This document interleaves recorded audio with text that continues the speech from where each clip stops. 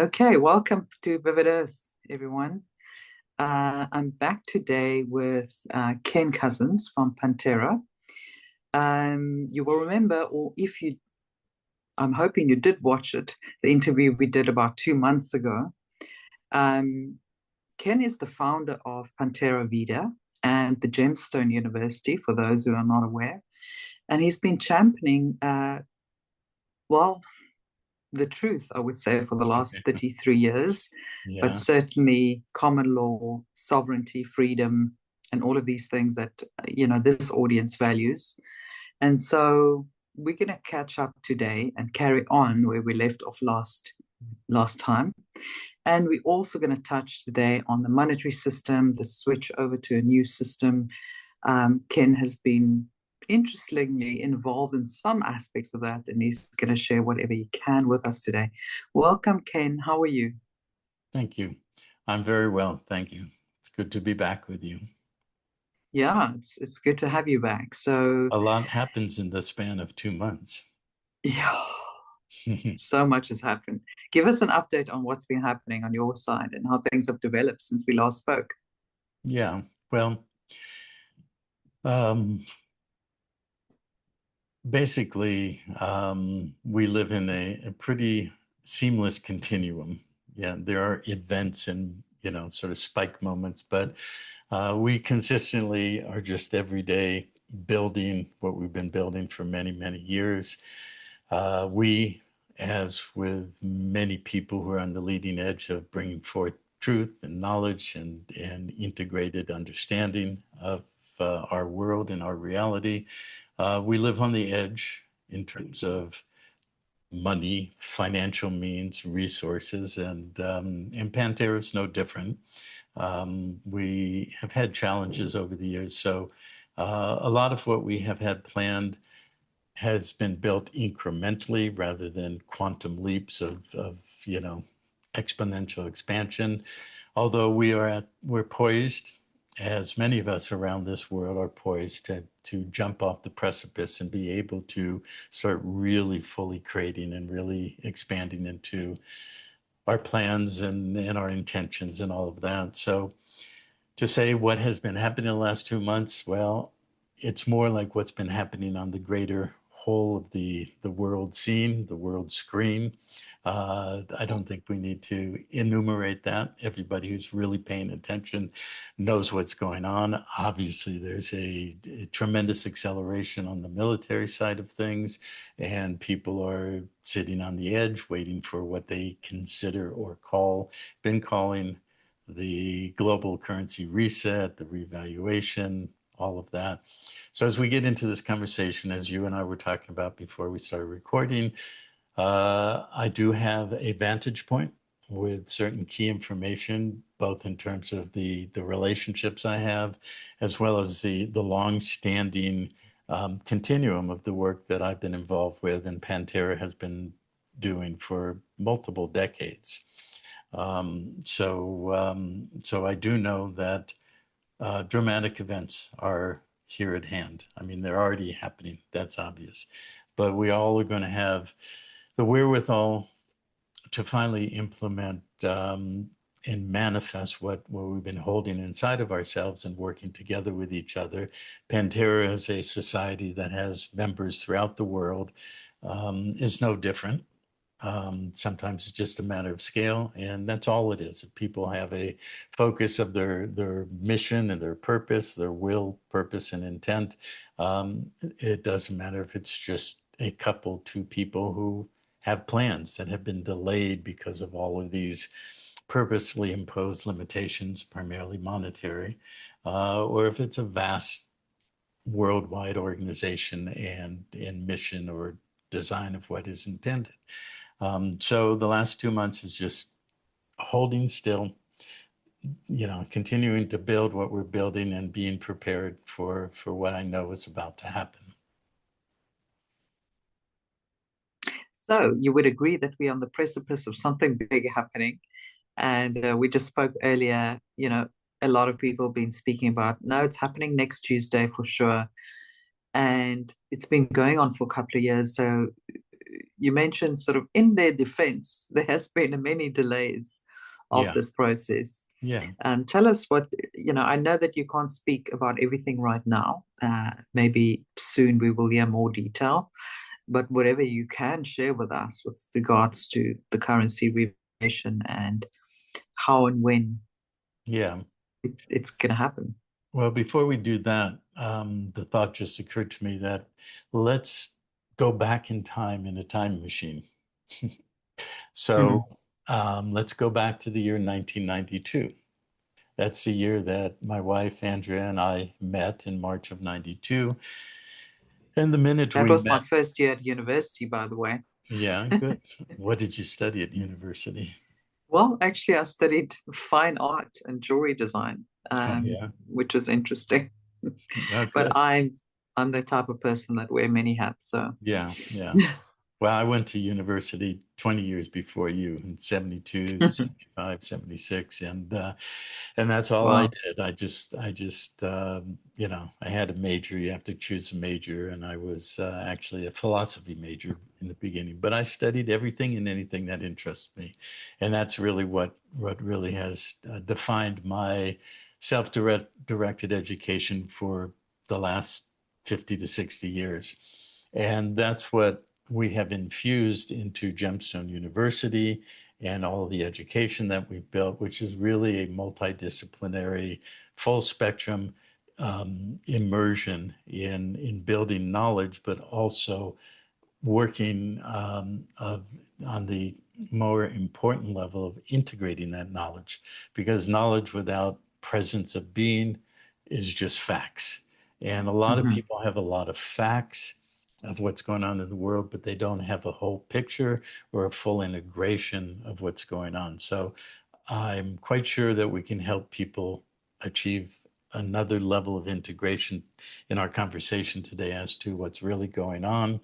And so back in the time machine, 1992, Andrea and I first met, and almost immediately, within weeks, a couple of months, we immediately started being catapulted into relationships, people that we coincidentally, synchronistically cross paths. And we know in hindsight, going back 33 years, there was no coincidences. Everything absolutely. was very, very precisely, you could even say orchestrated. Who was the conductor? Well, we were at some level of our being.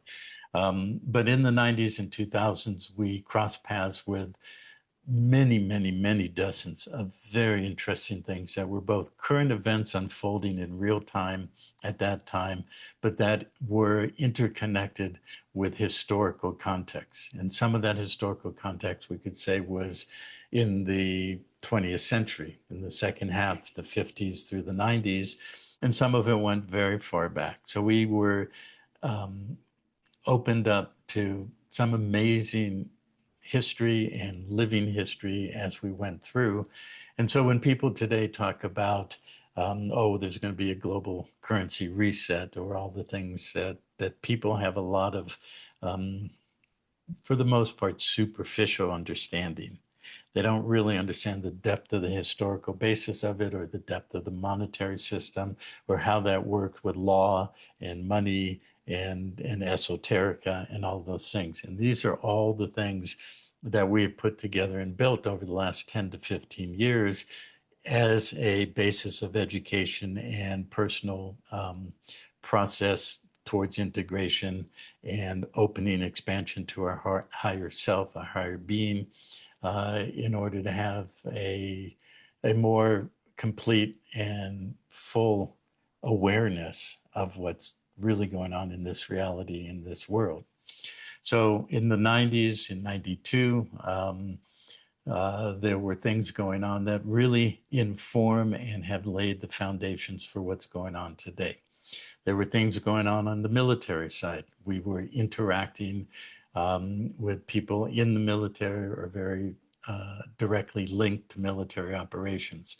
So a lot of things that are on the internet now, such as finding all the gold under the Vatican, or all the Asian families and the things that people now talk about, and that we have the facility of the internet with videos and so forth. This is not new. It's not like these things were just happening over the last couple of years. These things were established really post World War II.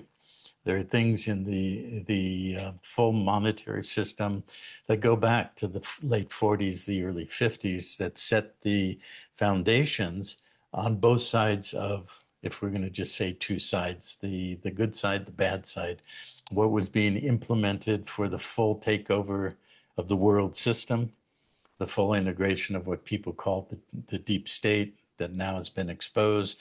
Well, obviously that didn't happen overnight. It's been building for the last 70 years in modern times. It's been building for 7,000 years in larger historical times. Yeah. But let's just talk about the last 70, 80 years. How the monetary system was being structured so that there would be a public system, which we all know is monetized debt and attaches the debt to us individually. We're attached to it as a bonded surety that we're obligated to support, do the debt service and all of that. And then there's a private side. Well, in the macro scale, there's also the public side and the private side. We can talk about that as we go along. So when Andrea and I first connected and we first started engaging with all of this, we were meeting military people that were doing actions to repatriate real wealth. Hidden gold, hidden assets in Indonesia and the Philippines and China and all of that. And of course, throughout Europe and the Americas. And we traveled quite extensively. We were first, you mentioned jewelry. Well, my real business career started in my 20s, pretty much carried on for the last 45 to 50 years in the jewelry and gem business. As I just mentioned to you before we started recording, I actually went to your hometown in Cape Town to meet up with a family that owned they didn't own the land, but they had, according to South African law, they had exploration licensing from the parliament to explore for diamonds. And we were going to, Andrea and I took a trip there.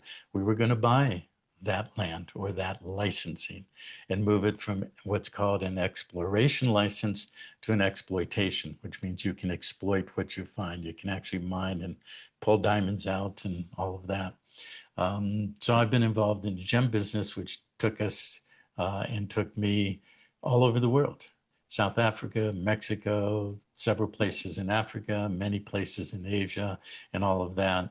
And then when we started our deep dive into law, monetary systems, history, current events, esoteric systems, and the private side of what I'm talking about, we started interacting with things going on at that time, including a lot, pretty much most of the key things that now relate to what people are expecting to happen, global reset and all of that. Fascinating. This goes back decades, but as you say, there are literally no coincidences. We divinely map out the blueprint and the roadmap for our life. Yeah, So, for sure. yeah, it's wonderful to see how it all fits together. There are times in life when one just doesn't know if you're going in the right direction, if this is even, the right way to go. And then suddenly everything just fall into place and it all makes sense. And I think the interesting thing is we both actually come from the jewelry and gem business. I've also worked in the jewelry industry for a long time and with diamonds and other gemstones. So really interesting. Well, we have to explore that another time together and see what we can come up with. Yeah, indeed. Should be an interesting conversation. But so I mean, there's a lot that we can talk about. I think the thing on everyone's lips is the, kind of financial reset. We spoke briefly before we started recording about, certain trusts that have been set up to, let's just say, kind of get rid of debt, around the world to facilitate this transfer, because you can't just wipe out debt and say, well, it's gone now. You can't collapse the system and then say, oh, well, it's gone. We're just going to restart a new system. It's got Yeah. to be done legally, lawfully, because you can't have any, backlash at any Well, point. you can't have loose ends, you know. Yeah. A monetary system, an accounting system, it has to balance. And so the thing that people are anticipating is about to happen, and it is about to happen, but they don't have the knowledge and the understanding of what it really means.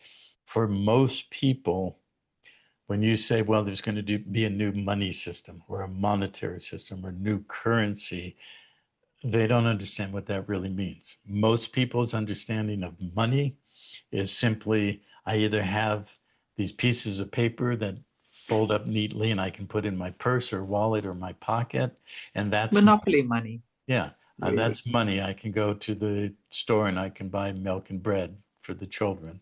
Okay, that's money. Or now mostly money is electronic.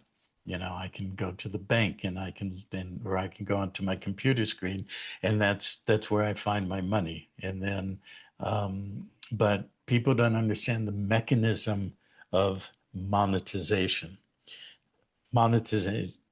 Well, let me ask you, how would you define monetization?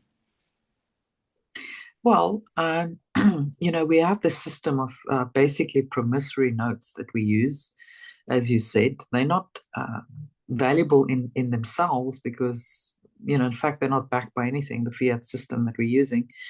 And the digital numbers on a screen, well, that's exactly just what they are, numbers on a screen. So many times when we borrow money to buy anything, that money doesn't even exist. It's just numbers moved on a screen. And, so money is really something with intrinsic value. It should be, shall I say, but it's not. And, Yeah, we went off the gold standard in, what is it, 73, the year I was born. And from there, it's kind of just gone downhill. And it's actually started going really downhill from when the Federal Reserve was found, 1930, right? Um, so yeah, I mean, I personally am looking forward to the day when we will use money with actual value, something that is actually backed by something, and a system that's not based on a double negative, because that's what we currently, there's an on-book debit and there's an off-book debit, right? So there's credit and debit, but then there's an off-book system as well, which nobody's really talking about. So, you know, maybe just briefly describe what you see is wrong with sure. the current monetary system and where we are going and how that's going to be corrected. Sure. Well, everything you said is fine, but it also shows a limitation of understanding because I asked the question, what is monetization? Not what Oh, is money, monetization. not what is money, but what is monetization. So, Okay. um, so, um, so if you monetize something, see now the catchphrase or the catchword is tokenization. Okay, we're going to tokenize something. Well, what does that mean? Well, let's take a very simple example. So you're a farmer and you have an apple orchard and you harvest your apples and you put them in storage in the barn or wherever they can be stored, and you issue a warehouse receipt. Each receipt is represents one apple. So you can go into town and you can spend those receipts because they have a backing or a value.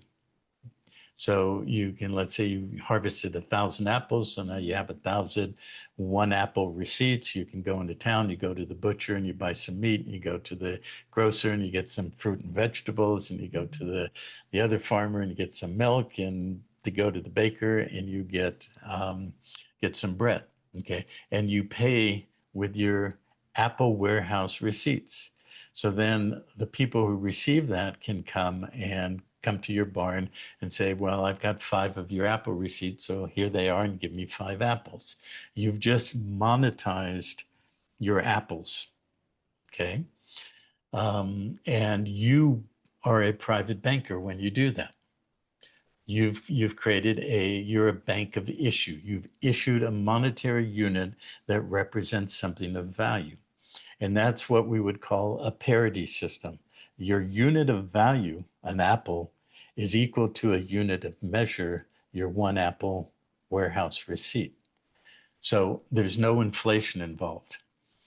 Of course, with apples, if people don't come and get their apples, they may start going bad, and then, that causes reverse inflation. It's a deflationary event because now there's more circulating receipts than there are apples. And so when you speak of a gold standard, which has been used on and off for millennia, not just in recent monetary history. But if you read a book by a man named Joseph Farrell, have you ever heard of him? No, I haven't actually. Okay, well, he's an incredible writer and researcher. He's got probably 24 books. And for yourself and everybody listening, I highly recommend his work. But he wrote two books that were sort of companion books. One was called Babylon Banksters, and the other was called The Financial Vipers of Venice.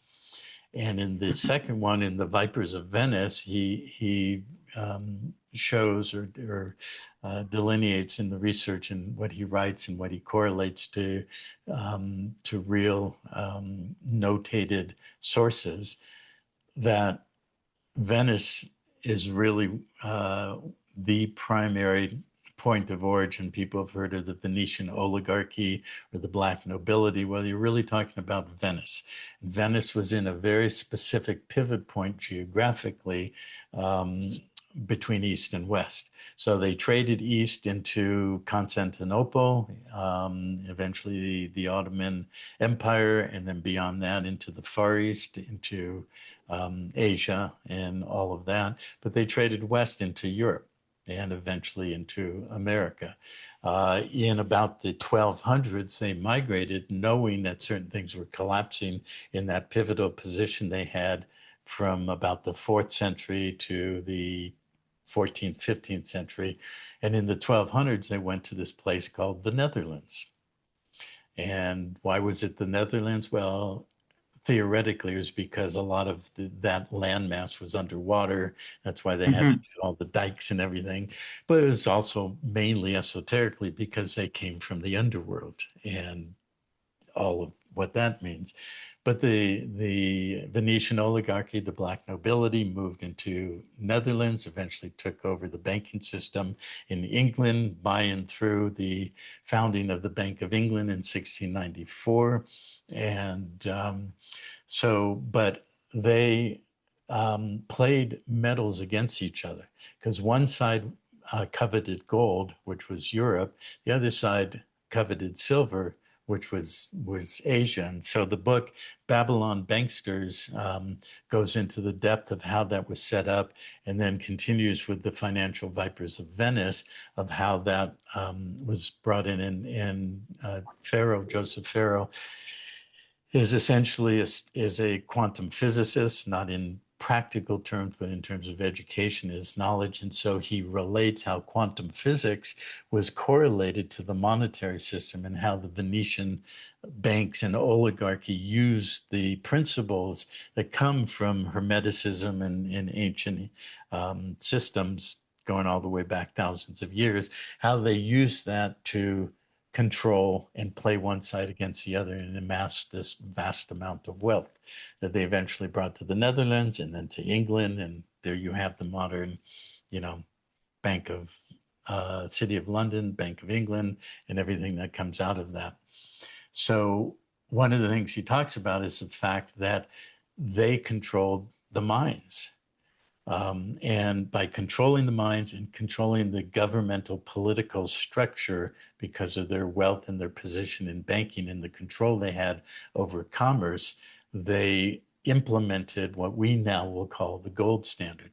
But when there's only one metal that you can play against paper, then you can create incremental differentials with exchanges, and how you then implement laws such as one can only pay their taxes with gold and or silver when it became a bimetal system like in the United States, and things like that. So those two books alone are incredibly important for a fundamental education in the macro scale of how governments and banking have all been intertwined and, evolving to the modern control system, understanding what it really means to say a gold standard. And then, as I mentioned, gold and silver became a bimetal standard from the beginning of the United States in the 1790s. There was something called the 1792 Mint and Coinage Act, and that established a set standard weights and measures in a set ratio between gold and silver. Silver was then demonetized in the 1870s, and then they were able to manipulate the paper against the gold, and they could expand the money supply, and then they can contract it. And they forced the situation with a panic in 1907, where the banks were insolvent, and there was, panic with the banks and illiquidity. And then eventually got the Federal Reserve to come in. So what the Federal Reserve System did is it set it up where a private bank could issue what we now call a central bank, could issue the currency against the obligations of the sovereign treasury.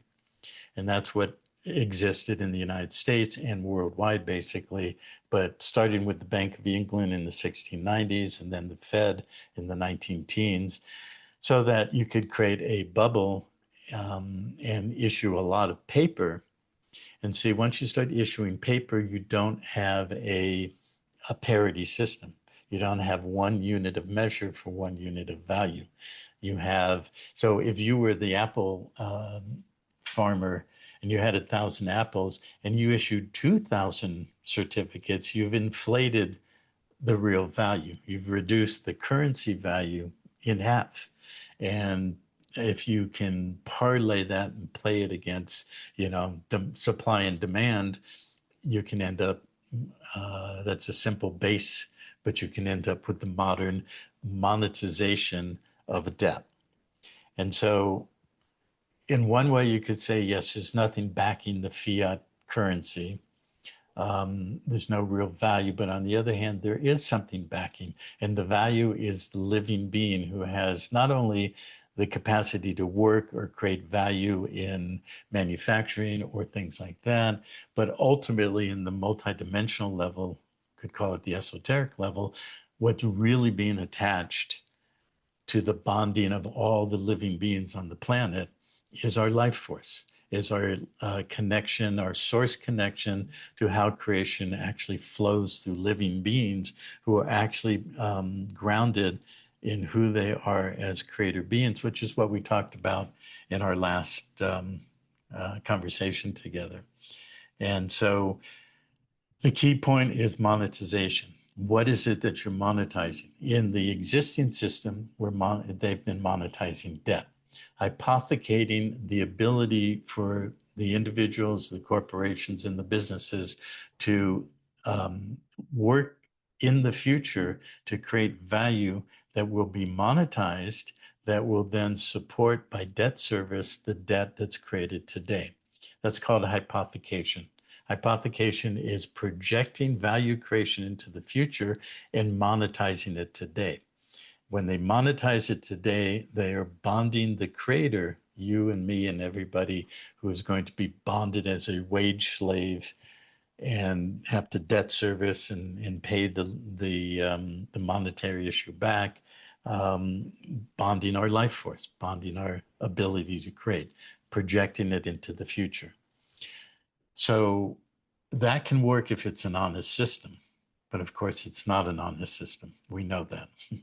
There's so much, when I mentioned going back into the 90s, the things that we interface with, especially when we travel to China and Indonesia and the Philippines, and there's tremendous history in those countries that go back hundreds and thousands of years.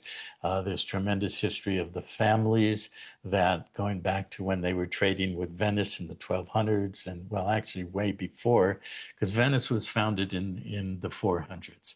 Basically, the individuals who created families, who created lineages, they broke away from Rome. So there was always this rivalry between Rome and Venice, and that happened in the 400s. Of course, there's history that goes back hundreds and thousands of years.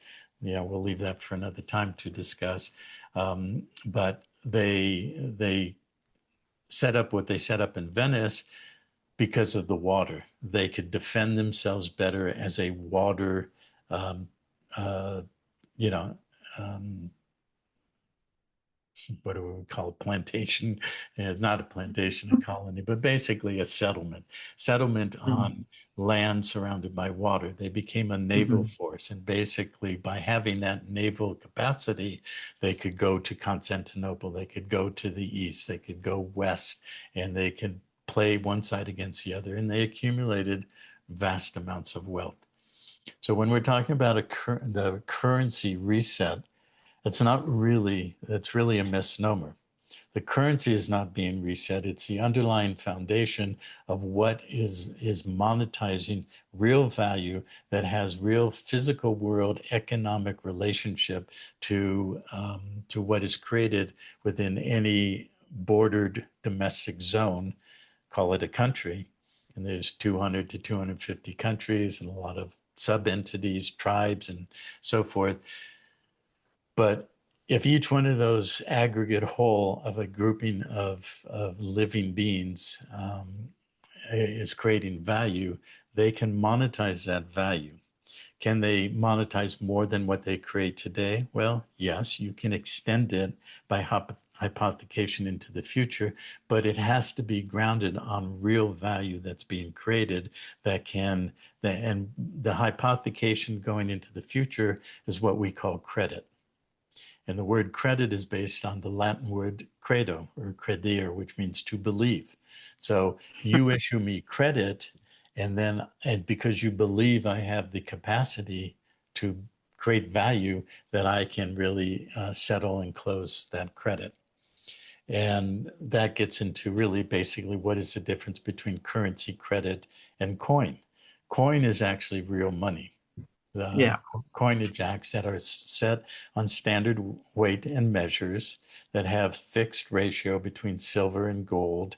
That creates a bimetal grounding point or a standard by which we can coin those metals and have the stability of that to be units of exchange. I can exchange a silver dollar for some of your apples, and I'll eat those apples, and now I've consumed them. But you have something that is real, that's standard, that you can hold as a unit of account, that you can accumulate as wealth.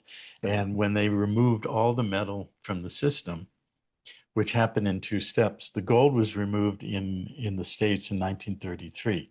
The silver was removed from circulation in 1965. Then 6 years later, the international, and let me back up a second, the gold was removed in 1933 from the use by the public. The public had to turn in all their gold. But internationally, the United States dollar was still the standard by which everything else was measured, and that was a fixed rate of exchange for the currency being issued, Federal Reserve notes that could be brought back to the United States in exchange for real metal. But that was cut off in 1971, and then you got the monetary issue attached to the consumption of petroleum, the petrodollar. So you started expanding the issue of all of these Federal Reserve notes in vast quantities to the point where I don't know what it is today, but not too long ago, it's like 84 million barrels a day. And the only way you could buy that oil from the producers was with Federal Reserve notes, the petrodollar. Yeah. So the United States expanded its monetary issue vastly. And it was a true fiat at that point because it was based on something that was being consumed, which was energy. Theoretically, that energy was going to go into industry and manufacturing and so forth to be the motivating force to create value. But we know that, it's been completely chopped up and basically, the end goal was to create so much debt worldwide with all the countries and all the central banks and all the bondage of the franchises and the individuals to collapse everything so that in a bankruptcy mode, all of the people, persons, and property would be liquidated damages for a liquidation of the bankrupt entities, which were nation state corporations. But a lot of things happened in between in the last 30 years and going back to the last 60, 70 years. And that's what people now call the white hats and the currency reset and all the rest of it. It's not per se a currency reset. It's a dividing line between the bankrupt debt system and a new system that will start as solvent, where the monetary issue of each domestic area, a country, South Africa, Zimbabwe, Mexico, whatever, what they issue each year will be synchronized with all the issue worldwide, with all of the country issuance, and it will be actually a balanced book system. So what will be monetized is actual real value creation, gross domestic product, and reserves that are accepted and standard worldwide, which will include gold. It will include other intrinsic valued items, and as well as things that we would call commercial paper or securities from sovereign entities like countries and further down. So that's where we're going into, is monetizing real value and a separation from all of this debt of the last 100 to 500 years. But all of that accounting, everything that's been issued for the last 150 years, things that people refer to as historical bonds that were issued by many countries, they were issued denominated in gold, and they were trying, the cabal system attempted to sweep it all under the rug and just make it go away. Well, those have all been brought forward. They have to be settled. Every account on the planet has to be settled. There has to be an accounting balance between the old system and the new system, and there has to be sufficient real asset value that underlies the new system. So it's not so much a currency reset as a resetting of the monetization in a solvent system, so that one apple is equal to 1 unit of measure your warehouse receipts. I've never had anyone explain it that beautifully. So thank you for that. I think that sheds a lot of light really on the underpinnings of how the system is changing, which so very interesting. So we're going into a solvent system because the problem with the old system that it was all based on debt, and it apart from that, it was basically a Ponzi scheme, right? So it's the granddaddy of all Ponzi schemes. Yeah. Yeah. And this explains it beautifully. So thank you for that. Now, when it comes to the revaluation of like historical bonds and undervalued currencies like the Iraqi dinar, the Vietnamese dong, the Zim bonds, obviously that's what a lot of people have invested in, the people that are awake, that have been doing the research. But there's a lot of psyops and misinformation around this subject as well. Like we talked earlier, a lot of people share information that is not necessarily true or hasn't been verified. So there's a lot of like different stories out there in terms of how this would happen. What, in your view, with your understanding and your involvement in certain aspects of this whole exercise, how do you see that roll out and happen eventually? Okay, let's give a little history lesson as it relates to that. Okay. So you remember the first Gulf War in 1991 under Bush Sr. And and that had to do with Saddam Hussein in Iraq invading Kuwait. And of course, there's lots of background story about how he was encouraged to do that by Donald Rumsfeld. And, it's the usual cabal, liars, cheaters, and thieves, bait and switch. So he thought he was authorized or, he had the blessing to do that. And he invaded Kuwait. And then that was the excuse to go invade Kuwait. Kuwait has had a currency revaluation a couple of decades ago, which is interesting. Yeah, that's what I'm going to talk about. Mm. So, and the word dinar, where does that come from? Um, you know, in Italian, it's called denari. But it was adopted by the Middle East countries, and they all established that word as a unit of measure as opposed to dollars or pesos. They called their unit of measure a dinar.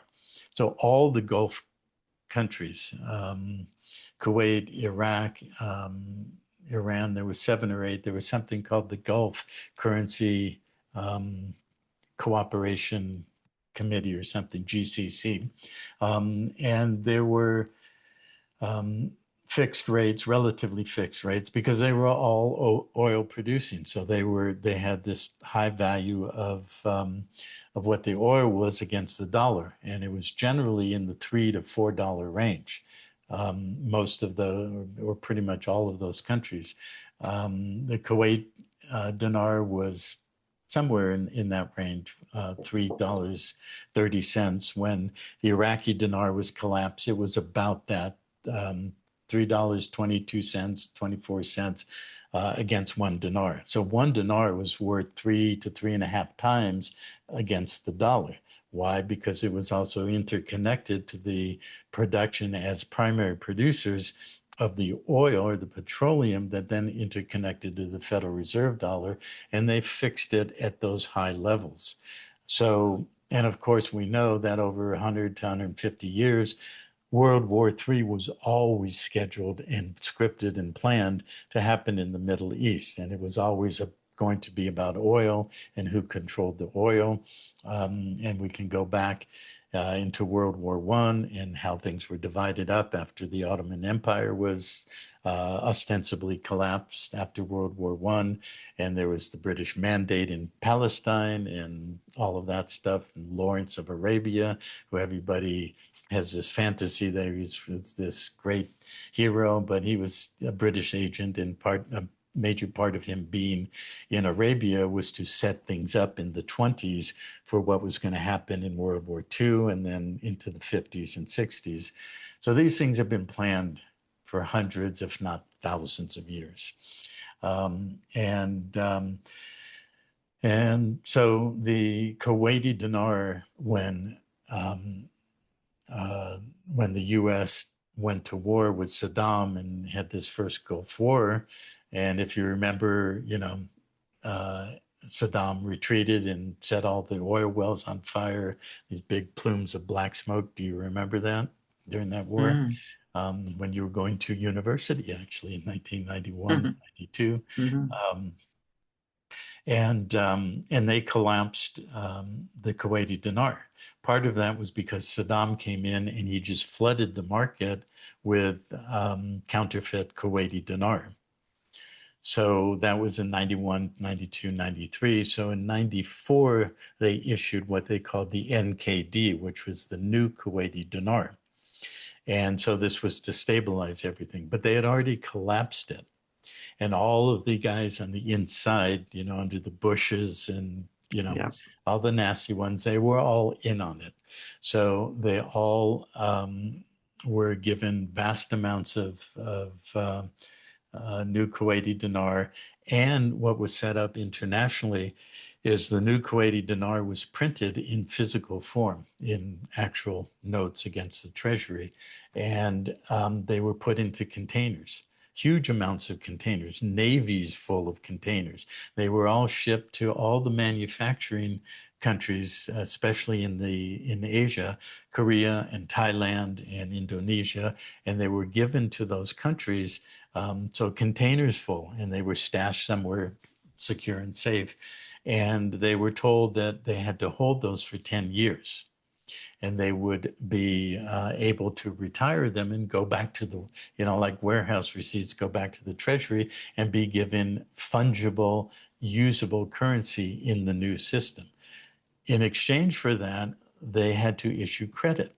So Thailand and Korea, South Korea, et cetera, Hong Kong, they issued credit to Kuwait. So Kuwait now had a lot of credit. that it could spend with manufacturers in all these countries and or in other countries, and they could rebuild the country.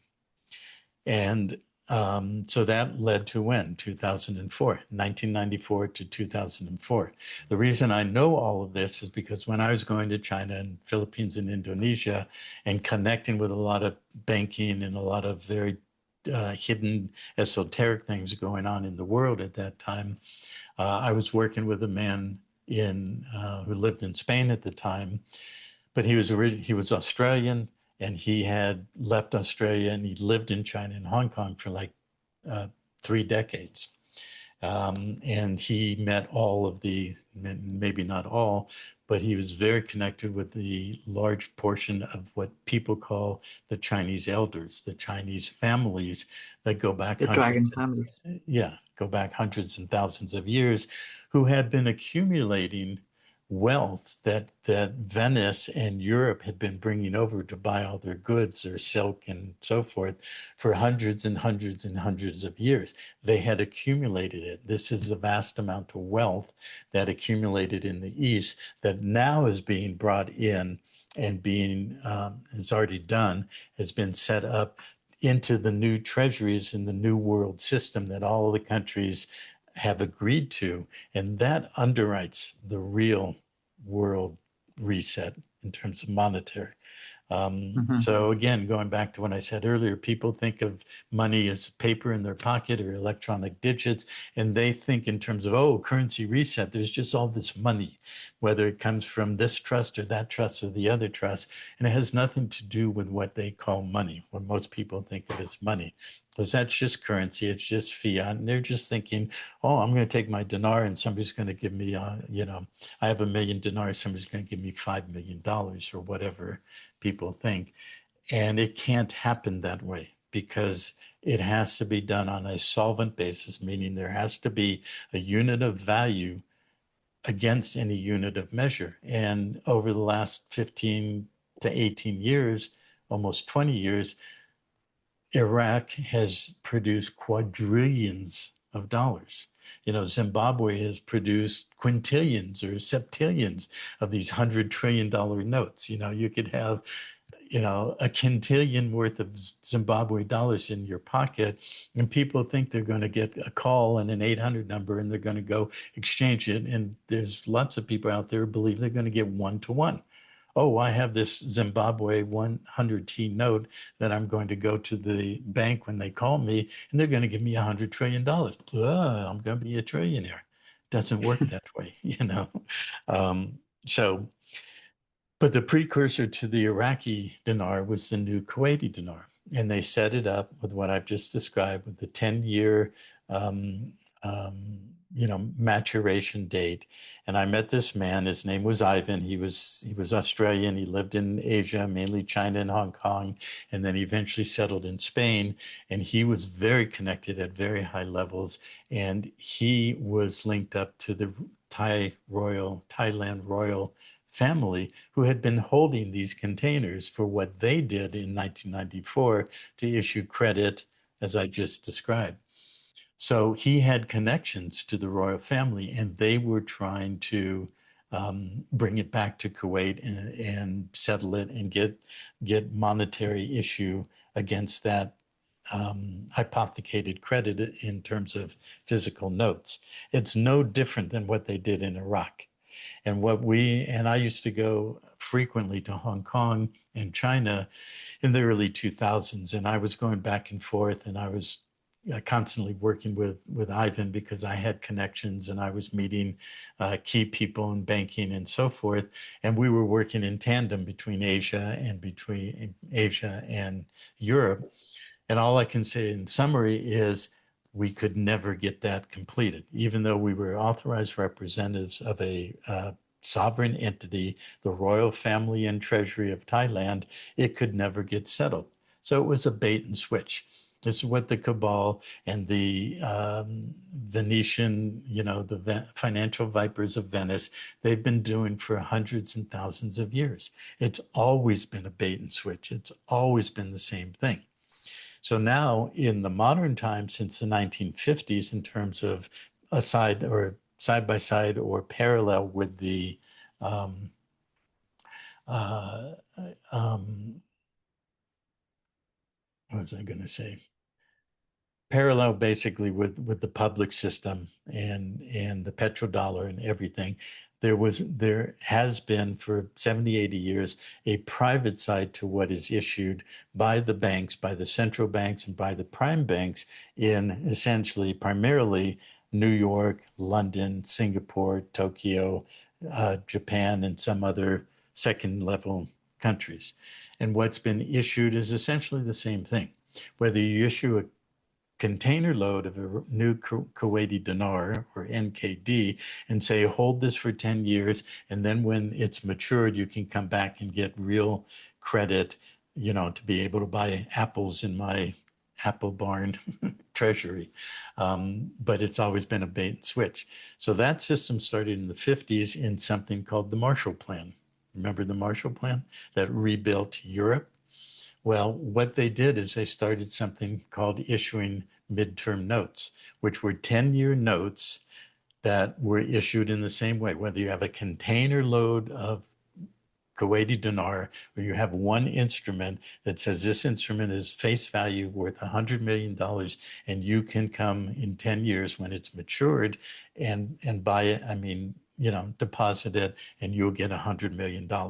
Well, they did that to float the boat, to float a monetary issue that had no substance underneath it, but everybody was trained to believe that the dollar was absolute rock, bedrock of value Mm-hmm. and exchange and everything. So of course, $100 million note. And these were issued in the 50s to fund the Marshall Plan, to rebuild Germany and Europe, also to rebuild Japan. And they were done to take over the central banks and control the monetary systems in Europe, in Asia, in South America, and everywhere. And so, but when they came due, there was no money to pay for them. You couldn't really put them on the books. So then they basically created a new set. And they've been doing that for the last 60, 70 years, giving you another note for the previous note. And you mentioned in the beginning of the conversation notes, that we have notes that circulate, and they're promissory notes, as you like to say. We call them promissory notes, a promise to pay. But if that note can never be settled and closed, then it's just fluff. It's a Ponzi scheme. And this is what's been funding the off-book black ops, underground bases, secret space program, every category that you can mention and think of that everybody now talks about because it's all over the internet, but most people didn't have a clue because it wasn't available to most going back into the 80s, the 90s, 2000s. Well, when going back to March 92, when Andrea and I met, within 3 months, we got catapulted into that whole world. And we could spend many 2-hour sessions of phone calls or Zoom calls like this, me telling stories about what we interacted with, all of that history, especially in Asia. It was China, Hong Kong, the Philippines, and Indonesia. It relates to the story of Ferdinand Marcos. It relates to what happened in Indonesia with a man named Sukarno. Have you ever heard the name Yes, yes, yes. Sukarno? Yeah, Which is a very key story. Most people yeah. don't know. Maybe I'll come back to that in a minute. But basically, these are the kind of things that we were interacting with, and has laid the foundation of my understanding the monetary function.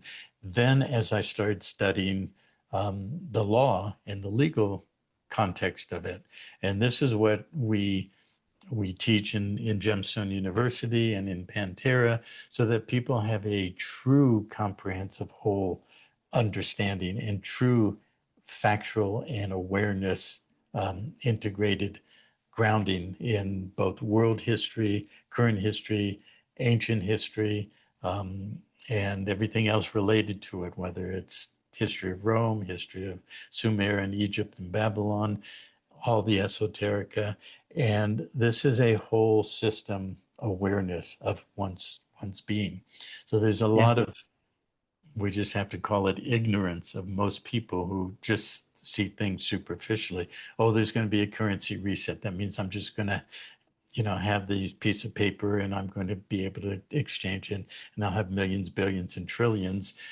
There is going to be an extraordinary reset, and there is going to be an extraordinary expansion of what's available to all people around the world for us to actually use and to apply to doing real things in a real physical world. Yes, we're spiritual beings dealing with, integrating our multidimensionality and things we talked about in our first session.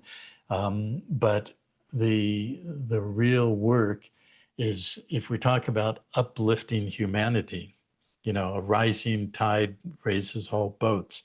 Well, the ones who are both grounded in their spiritual awareness as well as physical reality, understanding the truth in the real whole system of law and money, history, and esoterica, those are the ones who are going to be shifting. We talked about this at the end of our last session, where we talked about the implosion of the matrix because the scaffolding of what's holding it in place has imploded. It's already imploded. It's already a done deal. But we have to have the substance of our being in physical reality and have the means to do real things, to help people all over Rebuild the the world, planet basically. rebuild the world, build, there's 2, maybe 3 billion people without real substantial housing. And housing includes sanitation, which includes nourishment, the ability to have the food that builds strong bodies and clear minds that then can have the unfettered opportunity to apply that intelligence of the human spirit and all of that to building their communities and their countries and so forth. That's what's about to be opened up. And so forget about currency, quote unquote, reset. Yes, that's happening, but it's at a much more quantum level with everything that I've described. And that's what I would like to encourage your people who watch you regularly, people who watch me with our, Freedom Absolute and Gemstone University and so forth. That's what's real. That's what we're here to do, is do real things. And now we're about to have opened up the real ability. And then it gets down to the subject of what is the relationship between what we call money and what we call, in a spiritual sense, source connection. Living presence, a living being with a life force that is a continuity, a seamless, unfettered, unblocked life stream of source connection, which we could use the word creation. We are creational beings connected to source. What does that really mean? You know, Yeah. how does it relate to money?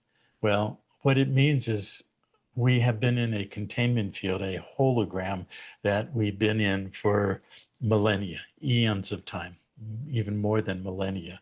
It's been a cyclic looping that we've been caught in the wash cycle, a vortex.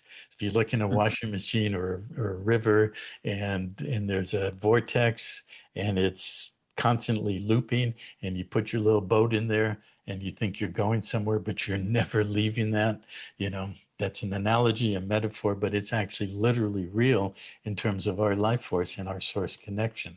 We have entered into this controlled hologram, and for eons of time and countless loop cycles, we have gone into this, what we now use the term reset.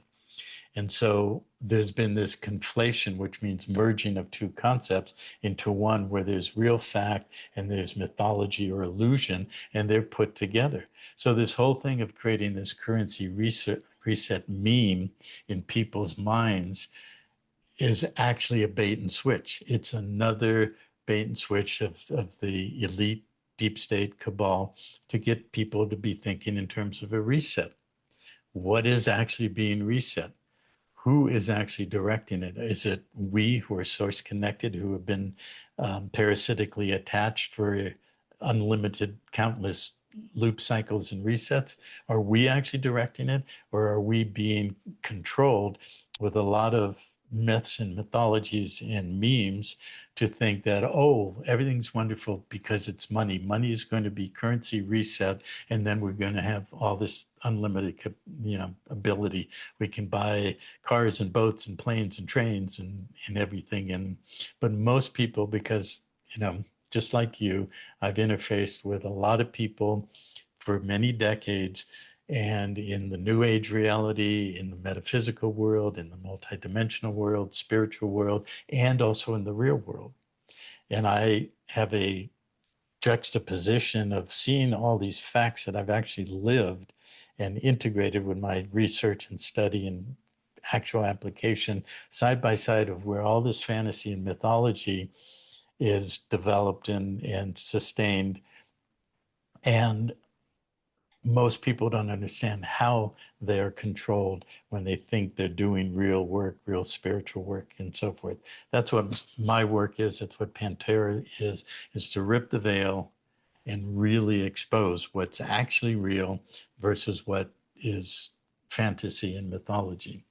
And it does get down when we're talking about source-connected beings who have been parasitically attached by the cabal, the elite, the deep state, and everything behind that. It gets down to the juxtaposition between money and source connection and life force. What is the relationship? How would you answer that? How do you see the relationship between those two? Well, I think, if we want to build a new world, a new earth, the two's got to be weighted equally. You got to do the spiritual work to fully understand what does that source connection mean and what are we here meant to do. Right. People who do not have that understanding is going to have a very rude surprise with regards to thinking they're going to get really rich really quickly and not having that foundation of the spiritual Right. connection and They haven't understanding. substantiated We're just going to themselves. end up where we are Yeah, now. exactly. And that's my point, that if you don't have grounding in the real physical world, which includes all of the manipulation, all the lies, all of the distortions, and you can juxtapose between what's real and what's mythology and fantasy and belief systems, then you're still going to be lost. You're still not connected, and it really is a juxtaposition. You have to be able to see all of the holographic reality and the false narrative and all of the distortion of everything while side by side really being grounded, what we like to refer to as substantiation of one's being, because in your being you do have the capacity, we all have the capacity to see what's real. And a lot of the work that we do in PanTerra has to do with unwinding or unveiling all of the bullshit, all of the mythology. And we have a platform where we are able to chat in group. It's a private setup, so it's only for our members. And we've been using the one we have now for about 5 years. We've used a previous one for several years, and we have been interacting with thousands of people who have come, and a lot have gone as members of PanTerra, and we are able to see and work and directly interface with a lot of the mythology and the belief systems that people bring in. And those could be defined as New Age beliefs, spiritual beliefs, traditional religious beliefs, political beliefs, money beliefs, and all of that. And the intensity with which people will hold on to what they believe is real when it's really not.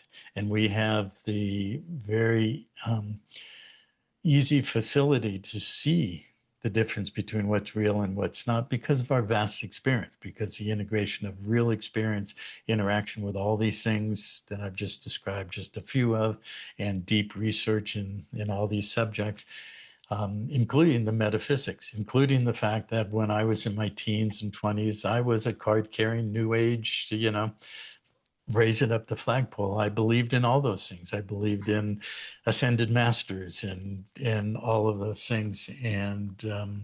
Uh, but especially after I met Andrea and we could work together and really unravel and see and pierce through and see the bullshit and the belief from what was real, the infiltration of the mind in the being entangled with the belief systems in all those subjects, religion, New Age, etc. It's so vast and it is so hard to pry people's death grip on them, pry it loose so they can actually see what's real. And we've had that experience for many years now, especially by direct interaction and being on our chats and direct Zoom calls and all of that. But part of the unveiling that's happening now is all of those things are being ripped away. You know, we're in the great unveiling. We're not in the great revealing because reveal means to veil again. Revelation means to reveal. You know, that's for the root Oh, of the wow. word. So Never thought about we're it like that. we're in the But great unveiling. Okay. We could take the book of Revelation in the Bible and we could unveil it. And there's many layers of what's real versus what's, you know, promulgated religious belief systems to get people to basically believe they're awake and while at the same time still being led by their mind in a beliefs construct that is totally false. and also disempowers them, I guess, And what? disempowers them as well. Well, absolutely. And that's the ultimate thing is disempowerment, putting power and authority outside of oneself. Any power that you give outside of yourself, any authority, whether it's religious or new age or whatever, is disempowering. And so the first principle that we talk about is self-responsibility. And many people say, yes, I can get up on that bandwagon, self-responsible. But when push comes to shove, very few people want to be self-responsible. And when we really started bringing that forward 20 plus years ago, often I would say to people, well, we're responsible for everything in this world. And most would say, I'm not responsible for all the evil and all the war and destruction and all the rest of it. And I said, well, who's the creator? Who created this? Well, they did, the evil ones. No, actually, we created it. They're parasites. They don't create. They can only parasitically attach to a real Mm-hmm. creator. We Mm-hmm. are real creators. They integrated this vast false narrative to get us to believe all these things, whether it's in spiritual religious beliefs or political beliefs, monetary beliefs, what have you. And when we believe something, we are actually creating it. You know, it's a principle of quantum physics. The observer and the observed cannot be separated. And when you observe something, whether it's a subatomic particle or a galaxy, you are participating in the creation. That's what it means to be source connected and being a individuated life stream of the whole of creation because we are creating it. So the parasite came into the system, created an encapsulation or a containment field, and then created a narrative that we are entrained and have been in creating it. So who's the creator of this world system? We created it. We didn't design Yeah, it. We didn't create the blueprint, but we yeah. created it. And so if we They take manipulate us if to we create take it. yeah, and if we take full responsibility for that creation, then we have the power and the authority to uncreate it and redirect our capacity to create into something that is real, that is completely aligned with the living substance and life force of all living things, not just bipedal hominids called humans, but everything, all of life. Because obviously the parasite, as any parasite will do, is attached to the living system to exist, and it will eventually kill the host. And that's what we're Yeah, seeing is the exponential accelerated pace of that self-imploding annihilation of all of life. And they don't care. They're so psychopathic that they don't care and they think that they will survive. And why is that? Because we have been in a loop cycle, and at the end of that loop, there's always been a, apocalyptic or cataclysmic collapse, but then a resetting. That's what the Yeah. book of Genesis is. All the book of Genesis is the reset of a time cycle. So what we're here to do is step above that time cycle and start creating something that is based on real living, real life. Mm-hmm. Wow. That provides a new perspective. But yeah, I totally agree. Until we prepare to take full responsibility for everything in our world, we're just going to continue playing the victim and disempowering ourselves instead of taking charge and changing things the way we want to see it change. Always blaming somebody else. Well, how can you change anything? So, but I think a lot of people might be alarmed by what you said about the currency revaluation and that they not, are you essentially saying they're not going to be able to trade in their bonds? Because a lot of people do have that, sort of spiritual foundation, and they have humanitarian projects that they have put together to help rebuild the world, to help re-educate, heal, whatever aspect of that rebuilding process. People that have committed to that, and they want to use the funds for good. Yeah. So what are you saying about trading in current exotic currencies and bonds? Are you saying it's not going to happen, or it's not going to happen the way we think it will happen, or not Well, to the extent? yeah, all the above. For some people, it won't happen at all. For the people that you're describing, I can't say at this time the mechanism of how that will happen. I do not see, based on all of my experience and what I interface with, I do not see the ability as the myth that circulates, and that myth being that if I've got a pile of dinar or zim under my bed, I'm going to get the call. I'm going to be able to go down to the bank and I'm going to have this big number in my account. That's a myth. It's not going to happen.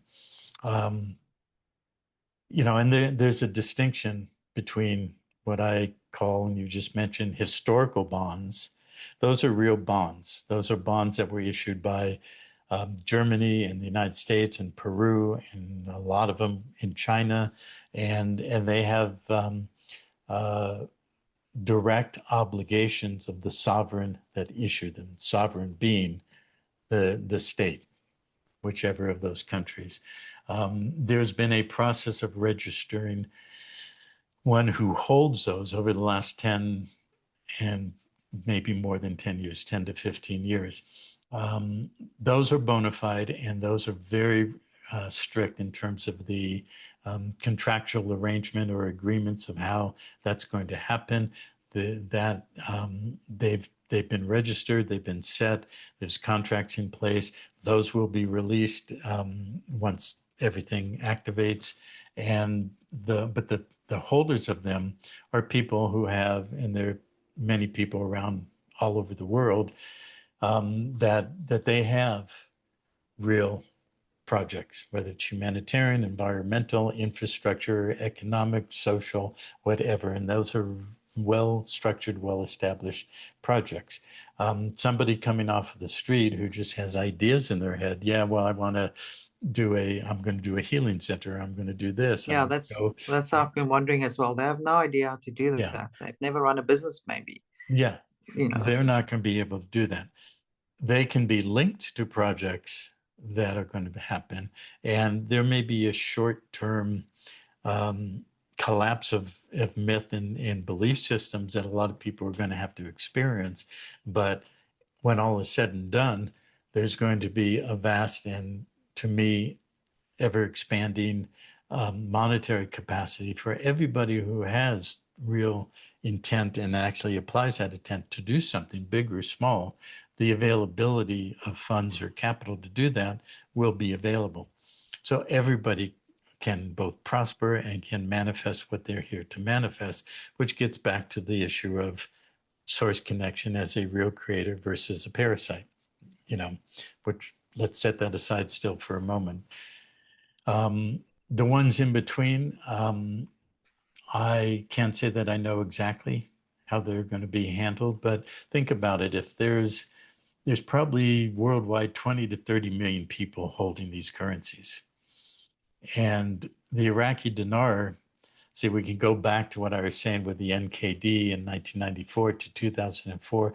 Well, that overlaps with the invasion of Iraq in 2003, because what did happen in 2004 is the elite were allowed to do what is now the general fantasy or myth that everybody's holding dinar, Iraqi dinar is going to be able to turn what they paid $1,000 into $5 million. Yeah, because that did happen, right? Yeah, In Kuwait, well, they did have that a happened with the revaluation. A lot Kuwaiti of people dinar. did get very rich. Exactly. But they were part of the elite. They were on the inner circle. They were told in 1994, take this, stash it. You'll be told when you can exchange it. So the elite were able to do that. The sovereign nations that issued all that credit, as I described, like Thailand and so forth, they were not able to do that. And then that was, 1994 to 2004. If you remember, in 1997 was the great currency collapse or monetary collapse throughout Asia. All of the Asian countries had attacks, mainly by George Soros, on their currency, and it was all manipulated, and they had fast collapses of their economic and social systems, which then enabled the cabal to put in their generals and controllers and all the rest of that. So it was one massive, continuum of a fustercluck throughout the 90s, 2000s, and so forth. But that was the model that was set up in 1994, 2004. Then Iraq was invaded in 2003, and they started issuing, and it was going to be the same thing. It was going to be the elite, and it was supposed to settle by 2008. And then they built the green zone in Iraq, and the biggest so-called embassy in the world, where they had 16,000 employees. Are you familiar with that, in Baghdad?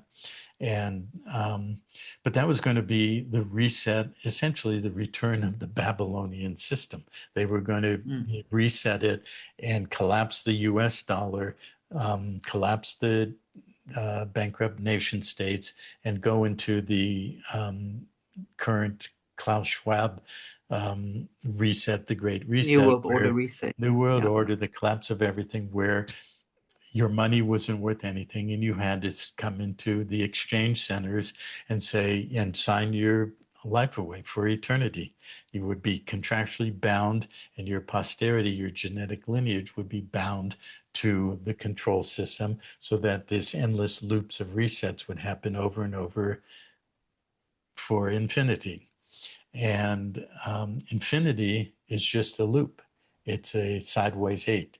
And that's what the loop and the reset is, because the parasite can extend themselves in this controlled containment field that we call the third dimension. And through AI and life extension and artificial, life extension and all of that. And the whole pattern is to build a world civilization, become the controllers, the elites, through politics, money, religion, and so forth, collapse the whole world, and wait for the physical collapse of the containment field, which is a plasma-like dome, and that would wipe out the planet. I mean, the surface life, but they would go underground. They would have their seed bank, and they would have their genetics, and they'd have all of that. And when the time was right, they would come back and they would reset civilization. They would be the gods and the kings, and they'd start all over again. They'd have a mind wipe, so we wouldn't remember. And those of us who are real beings who've gone through this over and over, we'd wake up in a new life and we'd go, well, this doesn't look like what it's supposed to be. And we go through lifetime after lifetime to build up to the end times, when we'd really start opening up and remembering who we really are, only to be collapsed and reset again. But this time is different. So what they were going to do with the Iraqi dinar, and then they brought the dong in from Vietnam, they brought the zim, and they set up all the agreements and systems. They were going to do the same thing. They were going to collapse the global monetary system and force us to contract. You want to live, you want to eat, you have to sign it away. And contracts are binding forever unless you properly, timely, and lawfully rescind, revoke, and terminate that contract. So when somebody takes an oath or a vow of any sort through any lifetime, throughout the continuum of all the time we've been incarnated and reincarnated, that follows us time, lifetime after lifetime, unless we wake up to it and remember it and then rescind it and revoke the issued power of attorney, remove the presumption of consent. That's where it interfaces with the law system. That's where it interfaces what we do with what is a real and a comprehensive status correction. And, again, that's within what we teach and what we guide our members through and all of that. So that's how the Iraqi dinar was set up. It was the return to Babylon. And they were going to reinstitute the original Babylonian system, the true system of bondage, contractual obligations, and perpetual enslavement. And then carry us through the loop, the end of the cycle, and carry us back to the next reset as they go underground, and then they come back as the gods and the kings. But the totality of our being presence is a whole, let's say, population of beings who are awake or awakening, real awakening, not the pseudo awakening that many purport to be, is we're collapsing that system. And we are doing a real reset, and that reset is back to full integration with source, with creation, being a co-creator being, and not being attached to a parasitic system. Wow. Okay. That is quite a bombshell. Now, where do you see, if anything, Nisara Jasara fit into all of this? Mm-hmm.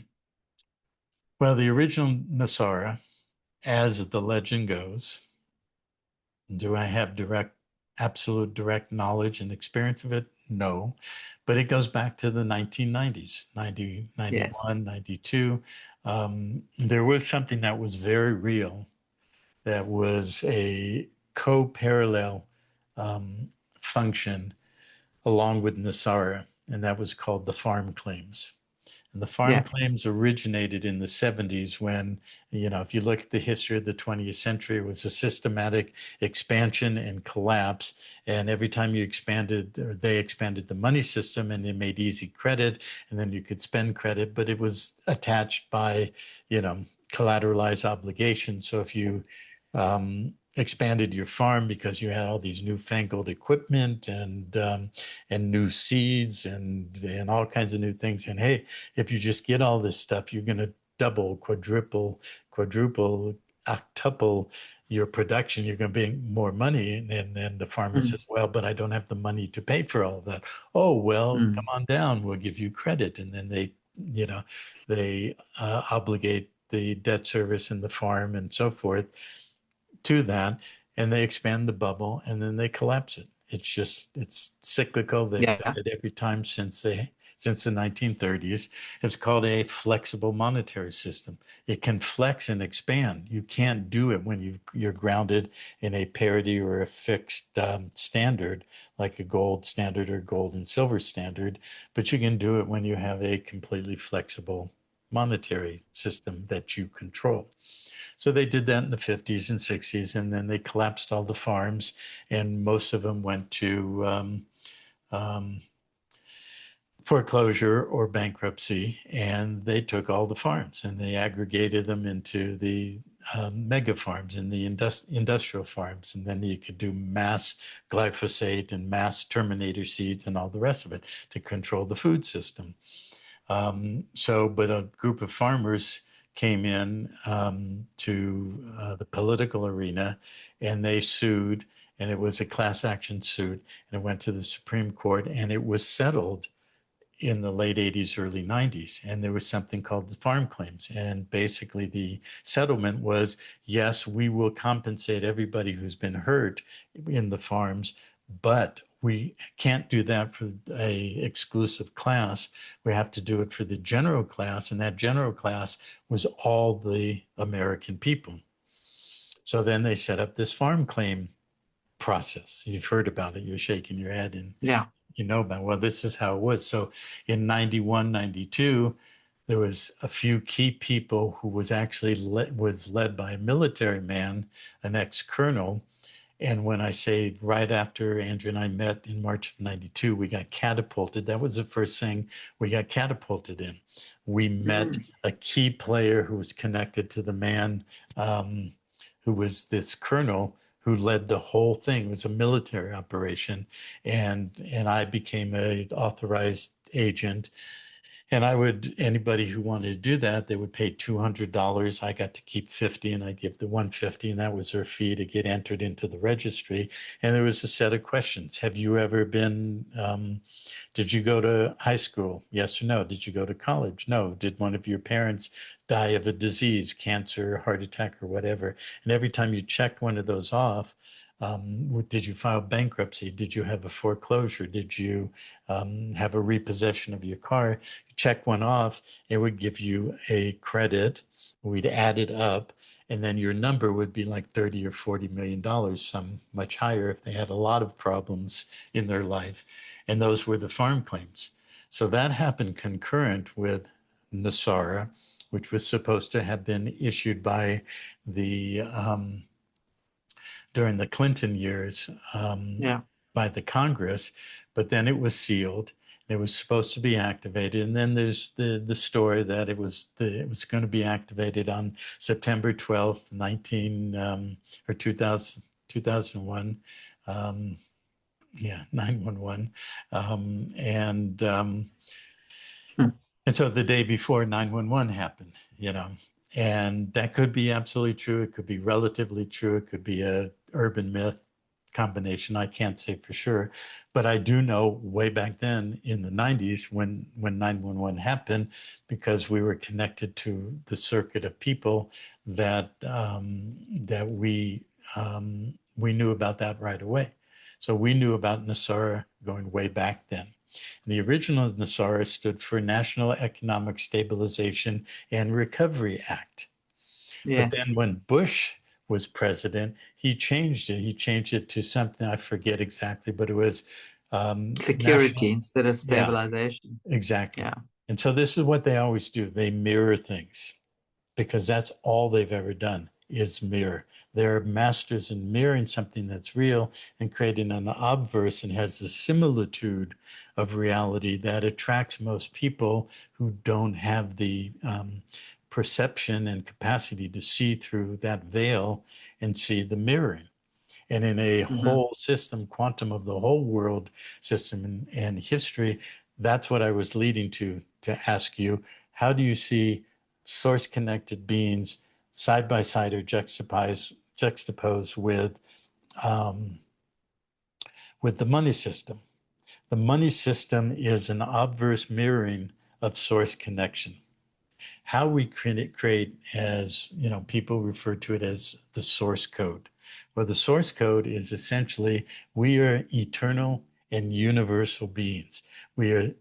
Source connection just means essentially we have the implicate template of creation itself in our being.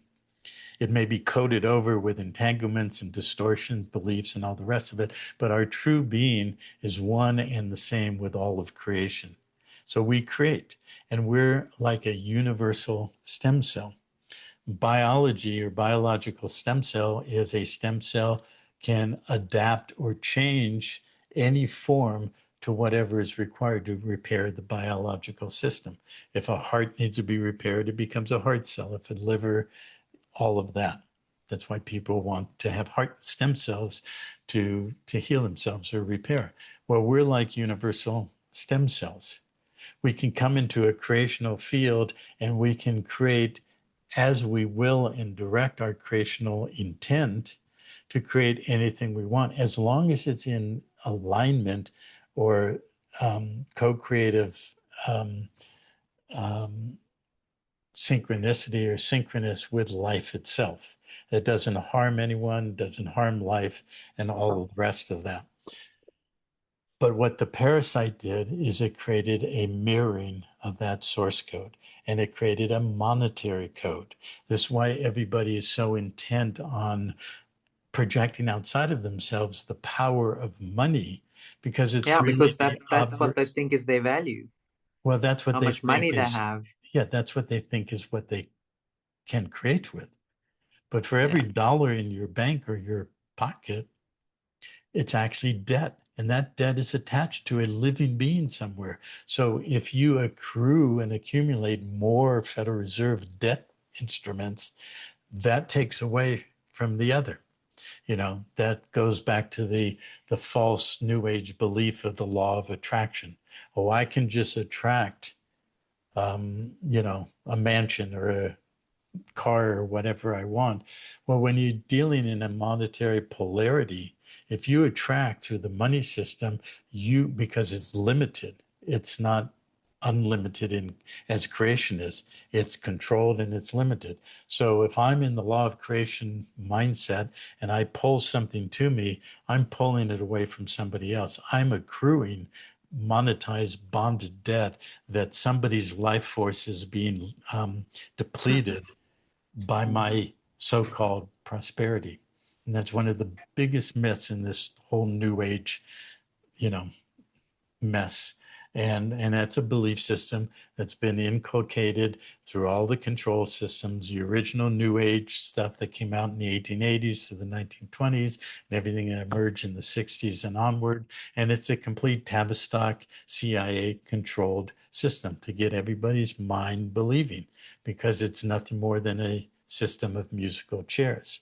So Mm. the parasite, the four primary things of a parasite is it mimics, it will mimic creation. It can't be creation itself. It lies to protect the fact that it's not creating, you are creating it. It Mm. denies the lie, and it projects its vacuous nature onto those who are actually creating, and basically gaslights the real creators into believing that they're just little humans. Well, I can't create, I don't have enough money, and blah, blah, blah. Well, this reset that's about to happen is going to unveil the potential for everybody to embody their capacity to create. And if you're here to create, you will have all the access you need to these monetary units that are going to be now available. But they're going to be done on real principles of banking, accounting, proper balance, and business models, and all of that. So if you're somebody holding a lot of currency and you think you're going to be a millionaire and a billionaire, but you don't have anything that you've designed to create, you're not going to be what you think you're going to be. And when you discover that it's not what you believed for the last 10 years, uh, then wake up to the fact that you need to create. You need to remember yourself as a creator. You need to unveil the distortions in the mythology and the lies and start creating. If you don't know how to, but you have a great idea, then come together with other people. That's where we start coming together in communities and unity awareness to create greater than the whole co-creative embodiments with a community, whether it's your local town or it's a worldwide community. Come together and start creating, because in that community somebody's going to have the wherewithal monetarily to start build something real. Somebody's going to know how to keep systems, somebody's going to know how to do the accounting, somebody's going to know how to build the house or create the new farm. All of that, that's what's being unveiled right now. Mm. Lots of food of thought. So let's say in terms of, let's take Zimbabwe. The people have been wronged and robbed and sucked dry. So will they be um, what is the word I'm looking for? Will they be vindicated? Although it's not the right word. Mhm. Um, so that the money that they had that's been worth absolutely nothing can be revalued so they can be worth something. Yeah. Well, I don't know what's going to happen with these old notes, 100T, that people think they're going to exchange. Um, I think by and large, they're going to end up being wallpaper and you can frame them and hand them down to your children and your grandchildren. Once upon a time, I thought I was going to be a trillionaire, and look at this. Okay. But what is the reality on the ground? See, Iraq and Zimbabwe and Vietnam were the classic three. Those are the three currencies that everybody gathered up and they were going to be converted.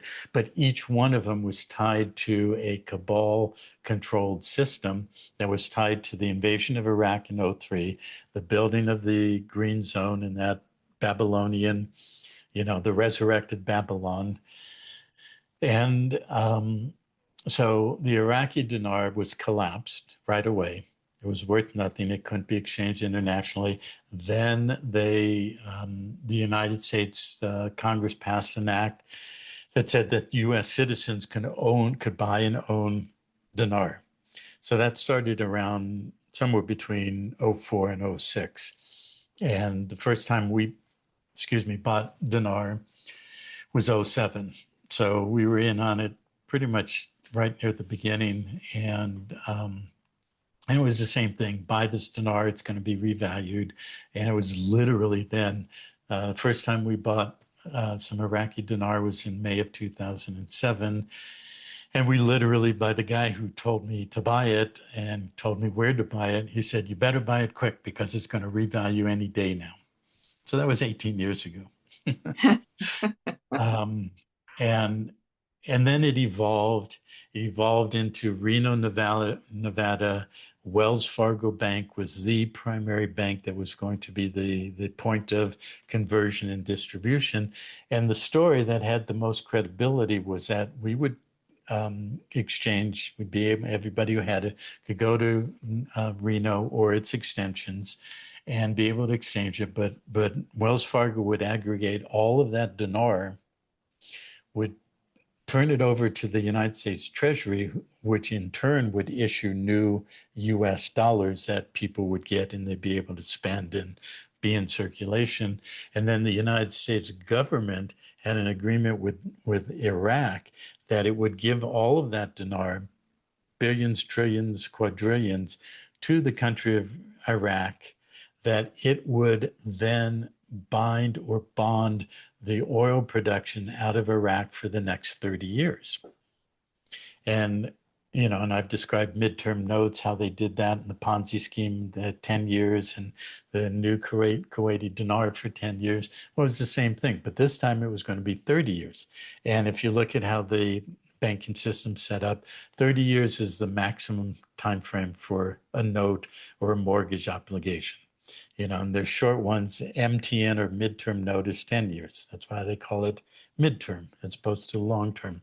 So it was a 30-year mortgage essentially on the treasury of Iraq that would be paid off over 30 years in the form of oil production.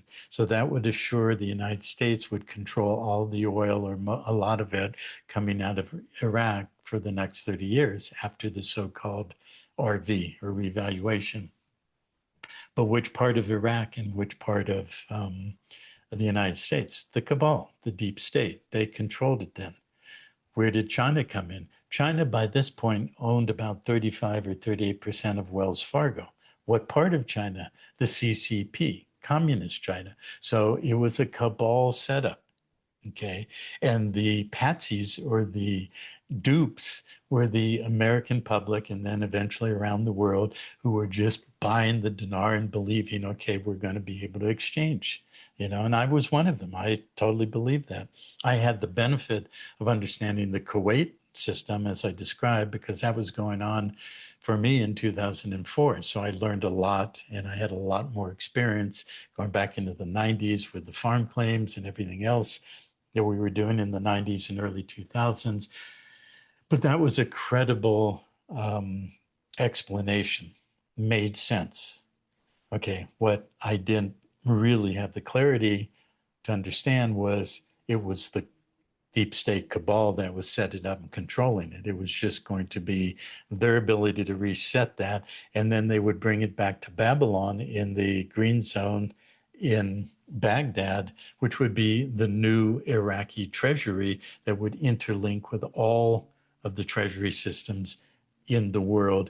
Then in 2008, they were going to collapse the public fiat system. They were going to take all the off-book fiat money that was on the private side that they had accumulated by all the trading that they do with midterm notes and all of that. And they were going to bring that on and say, oh, we have this new monetary system, and all you have to do is sign your life away and you will be attached and you will own nothing, but you'll be happy, kind of thing. So that was the setup. They essentially did a variation on the theme with Vietnam that was closely connected through the communist state to China, and they did the same thing with Zimbabwe. So Vietnam has a lot of oil. They did the same thing with the dong. It was going to be attached to the oil. Zimbabwe has a lot of precious metals, significant amount, huge amounts of platinum, gold, and so forth. And so the arrangement with Zimbabwe was, we're going to do the same thing, the conversion, and it's going to attach the Chinese yuan, their currency, to the Zimbabwe treasury, behind which was all the real assets, the metals in the ground. So they were going to control the oil, they were going to control the precious metals, and they would have the world globalization system to control everything, manufacturing, you name it. That's what the dinar was all about. They did a trial run with Kuwait. They were going to do the real thing with Iraqi dinar, Vietnamese dong, and the Zimbabwe dollar. But other forces were at play, because since this has been going on since the 50s and the 60s and onward, since the Marshall Plan, what we call the White Hats, the Alliance, the Patriots, they were continually going step by step, planning, strategizing, attempting to bring the cabal down in various points of time. A lot of people were killed when they tried to do that. When we started meeting the people we were meeting in the 90s, we met admirals and other military people, and they were talking about what was going on with the capture of real wealth, gold, treasure, and so forth, and it was being brought in. So this has been going on for 40, 50 years. The dance between the cabal and the artificial overlay system, and then the alliance setting up for what is now in place. And that includes the Chinese families, the Chinese elders. It includes the Indonesian with Sukarno, which we mentioned earlier. For people who don't know that story, real briefly, going back a couple hundred years, there were royal families in Asia and royal families that were true to, their, call it their mandate to be real leaders for the people, not cabal, Vlad the Parasites. Impaler vampires. And 132 families came together, and from Asia and Europe. And they, what you could just basically call crossbred. So one family would have the first son, one family would have the first daughter. They would marry and produce a offspring, okay, firstborn son or firstborn daughter. It was not 132, it's 128, okay. So then you have 64 and 64 combining to produce the next generation. Now you have 64 firstborn. They would come together, firstborn son and daughter, and they would marry. They would produce the next generation down to 32. Then they would do it again down to 16. Then they would do it again down to 8. Then they would do it again down to 4. Then they would do it down to 2. And so you have 128 lineages coming together so that 2 a male and a female, would come together and produce a firstborn son, and that son would have the genetic lineages of all 128 families. And that firstborn son was born in the year 1900, and his name was Sukarno. And Sukarno was raised in this protected lineage of who he was and all of that. And in the year 1928, he went throughout all of Indonesia, which is an archipelago of about 17,000 islands, not all populated, but all the major ones and the medium-sized ones had their own local kings or royal lines, and they all came together and they all pledged to him. And he was known as M1, or monetary or money one. He was the focal point of the intended new monetary system. And so that was 1928, in between the two world wars, and going into the 30s, all of this was being brought together. And then you have World War II, you have the Japanese who invaded and took over Japan. Japan took over Indonesia, and Sukarno and his family, and as many as possible, the local kings and royal families, they went underground. But Sukarno was arrested numerous times. But the Japanese didn't execute him. They would just exile him, and they'd put him on this island or this island, which was just another kingdom, minor kingdom that he lived with, and they pledged their allegiance. And there was vast amounts of wealth that had been gathered for hundreds and thousands of years that was under his authority and control. Then there was the additional wealth of everything the Japanese had gathered up, and in large part throughout all the Asian countries during World War II, and had ended up being forced to bury in the Philippines. And then the Philippines, that's where this guy named Ferdinand Marcos emerged as the leader around 1968, thereabouts. Well, Sukarno's third wife was cousins with Imelda Marcos. So there was another bond of royal families. They were also connected to China. They were also connected to Europe. There was a line of the House of Habsburg that also, through the Spanish, because the Spanish became the Holy Roman Empire from the 1500s, created Latin America. As the Spanish Empire took over the Philippines, that's a lineage through the House of Habsburg going back to the royal, or the Holy Roman Empire. That goes back to Charlemagne, which goes back to southern France, which goes back to Judea and lineages that came out of royal families there. So we were introduced to a woman who was similar to Sukarno, who was the merger or the convergence of all these royal lines: Europe, China, the Ming Dynasty, the Philippines, Indonesia. And we met her in the 1990s, and she had a similar history. So we got connected to the Sukarno lineage. We got connected to the Filipino lineage. There's all these convergence. These are things that we literally walked through and experienced during the 90s and 2000s as Andrea and I were building what eventually became PanTerra. And a lot of this is just vast detail. I happen to have an extremely good memory. I remember times, dates, everything. So I can repeat these pretty much verbatim. One day I'll write another book about all this history. Yeah.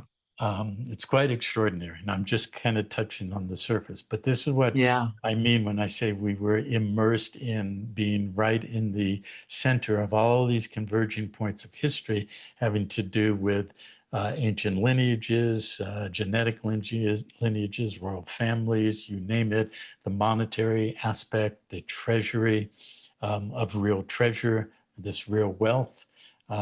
We actually met the true heir of the Sukarno fortune, and we don't have time to go into that, maybe next time, but his story is amazing and extraordinary. And we met him in 2001, 2002, and a lot of things were prepped to really open up. And then 911 happened. And then the lockdown, the suppression. So all these things were forced back underground, but they've never gone away. I mean, these are things that are hundreds and thousands of years old in terms of the real lineages. The Shaolin priesthood in Tibet and southern China, they have a lineage that relates to this.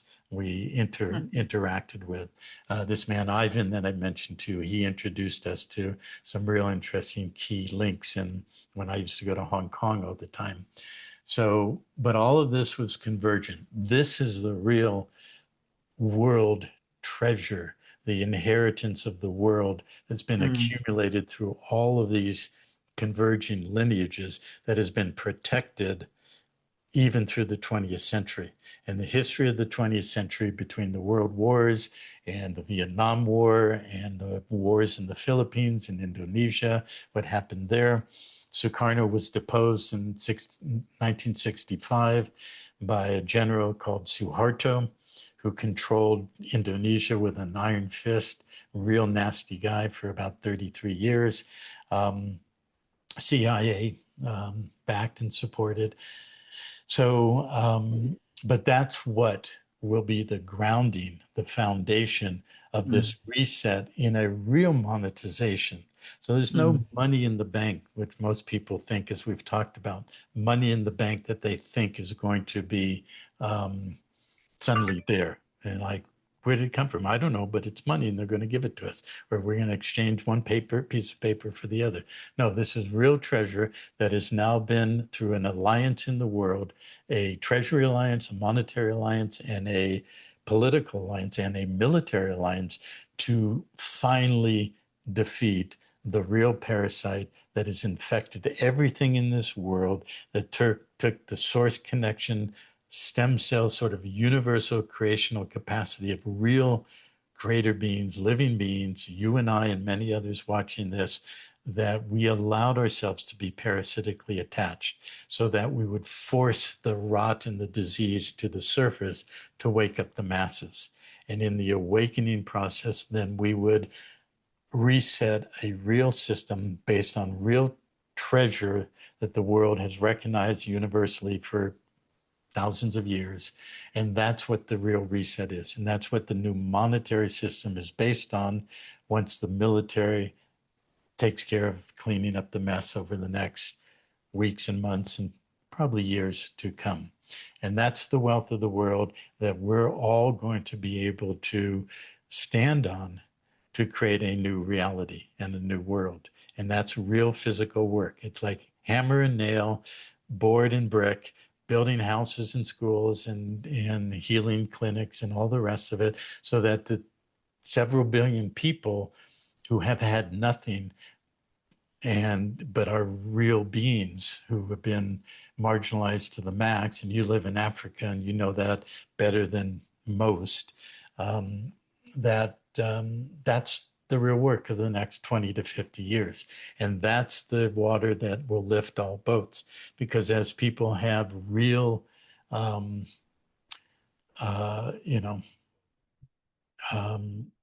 minimum levels of a life that's a life of honor and dignity and integrity, then the resonance of their being will expand. That will begin to heal themselves, their families, their communities, and the earth. And we'll have the ability to clear the earth or clean it or heal it. And that will create a resonant standing. You know, people say, you know, raise your frequency, raise your vibration, whatever you want to call it, but it'll create a level of resonance that that parasite cannot exist in. It's basically the terrain theory.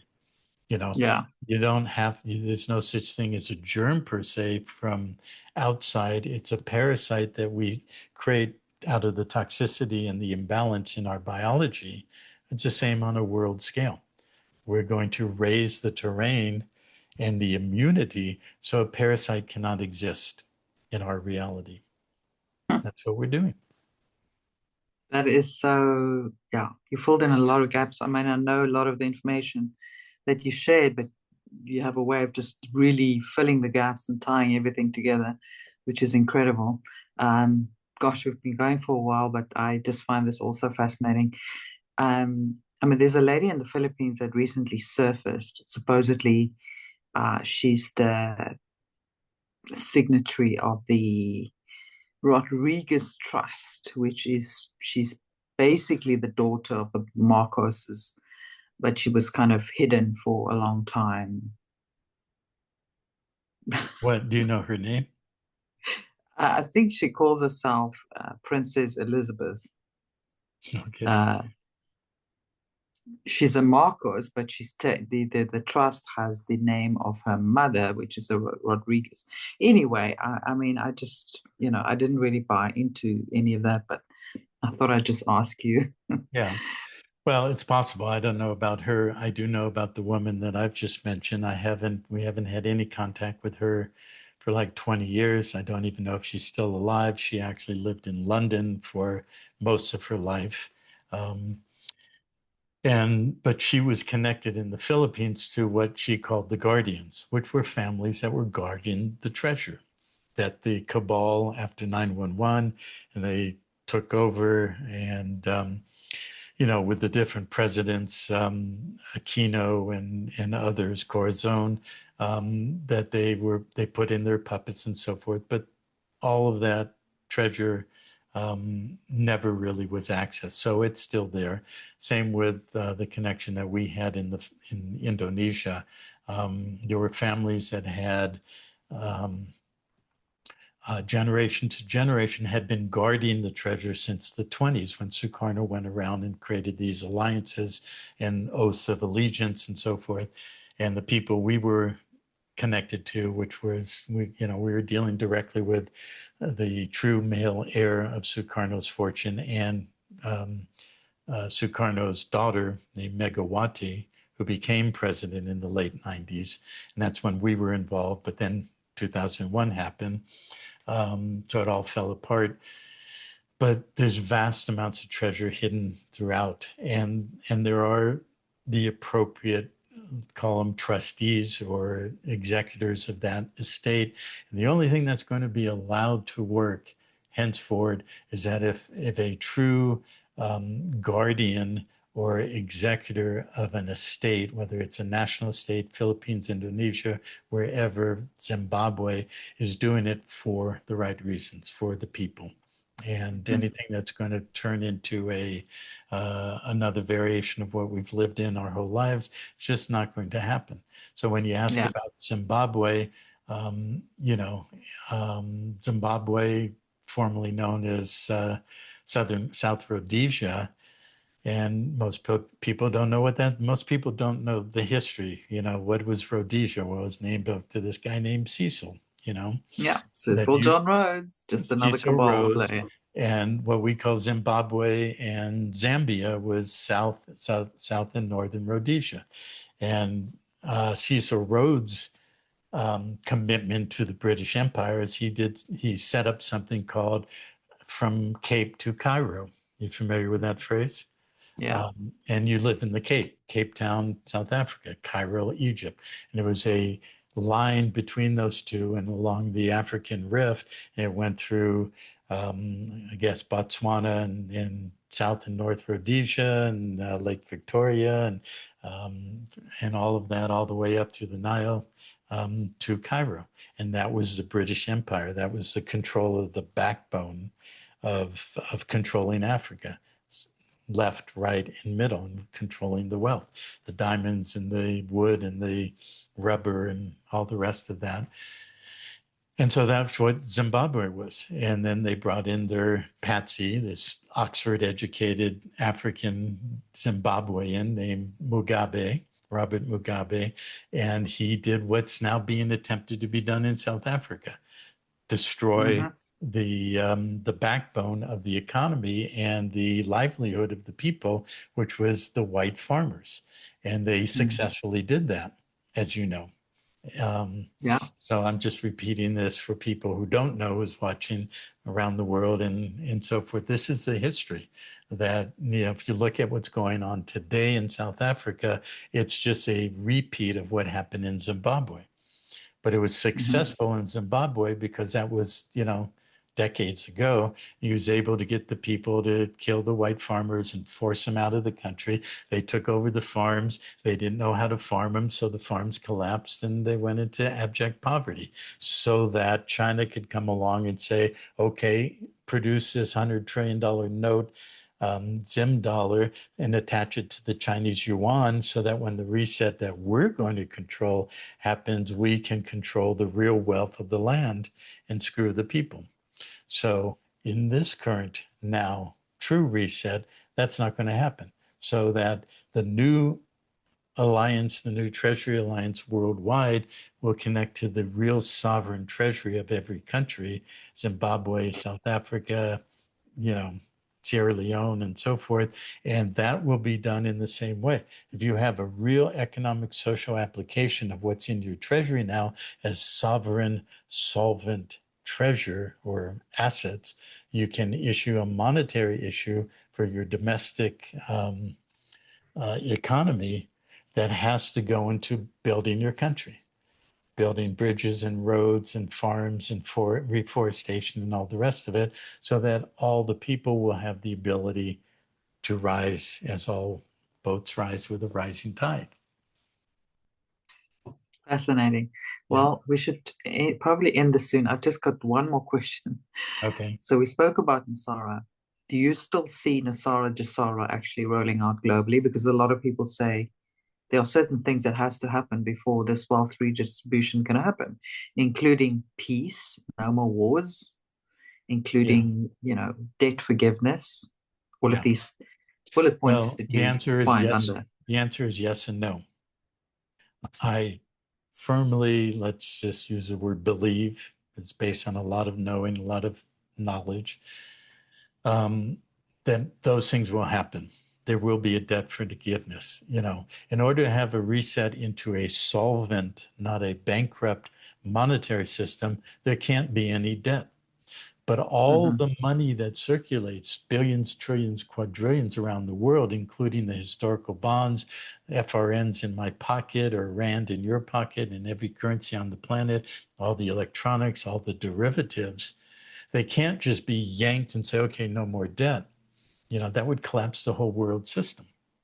Yeah. There's the appearance of a collapse going on right now, but that's a collapse. It's a controlled collapse of the Federal Reserve note and the petrodollar and all of that, so that the new system will step right in. So there won't be a real collapse. There will be shortfalls, and a lot of people will have to scramble. It's not an instantaneous milk and honey and dollars flowing on the streets, but all debt will be settled and closed. As to how that will happen, I don't know. I don't know the mechanics of it. I don't know how long that will take. We are involved with some things we're connected to that are systems that we can see being implemented in the US system that are already settling, call it forgiveness, but it's a settlement and extinguishment of the debt. Has to do with how the public side of debt and the private side of equity is set up, how the estates are set up. And again, put in a plug. This is what you learn in Gemstone University, University in the PanTerra educational system. You will learn what Mm. these mean in real terms. But it can happen instantaneously. But it can't also be just make all that go away. It has to be settled. The books have to be closed in order to have new books based on solvency begin.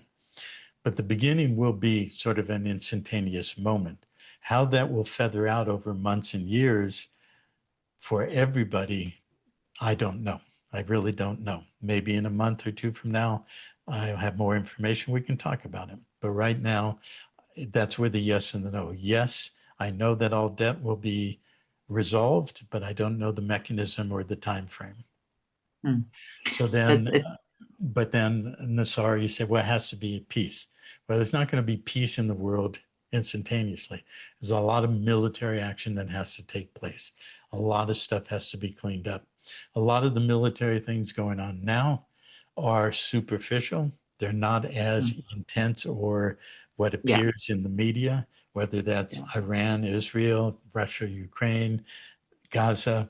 Um, but there's still real kinetic force going on. The cabal is not going quietly out into the night. They're psychopaths. They will do everything to destroy everything they can until they're destroyed. And so there will be a lot of military, but, so will it be fully peaceful? Well, maybe in a couple of years. I don't know how long, Will it be this biblical 1,000 years of peace? No, that's a bullshit religious thing. Why would there only be 1,000 years of peace? It's like, a lot of okay, people are asking that. Why only 1,000 years? Tomorrow at 9:00, the 1,000 years is up. Okay, well, here's all the weapons. Let's go back to war for the next 26,000 years, and then we get another 1,000. Well, that's just stupid. That's a mind control religious belief system, biblically settled.